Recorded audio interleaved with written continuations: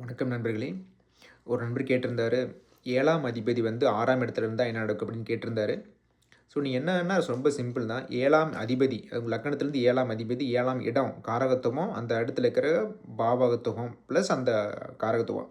என்ன அதிபதியோ அந்த அதிபதியோட காரகத்துவம். ஸோ இந்த 2மே பாதிக்கும். அதில டவுட்டே கிடையாது. அதிகமா பாதிக்காது. இது ரொம்ப சிம்பிள்.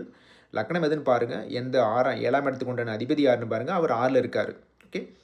மெயினா 7ஆம் அதிபதி கலஸ்திரஸ்தானம். நீங்க வரப்போற மனைவியோ இல்ல கணவனோ கண்டிப்பா ஒரு பாதிப்பு இருக்கும். ரொம்ப பெருசா இருக்குமா, சிறுசா இருக்குமா அப்படிங்கிறது மத்த லாஜிக், மத்த கிரகங்களுடைய பார்வை, சேர்க்கை பொறுத்து இருக்கு.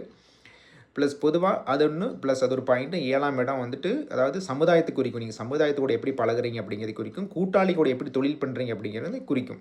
ஓகே. இது வந்து பாதிக்கப்படும் கண்டிப்பாலும். தொழிலா இருந்துச்சுன்னா வந்துட்டு நீங்க நீங்க வந்து மேல அதாவது நீங்க உங்களுக்கு மேல இருக்கிறத கேட்டு தான் நீங்க நடக்கிற மாரி வரும். உங்களுடைய ஓன் டாமினேஷன் இருக்காது.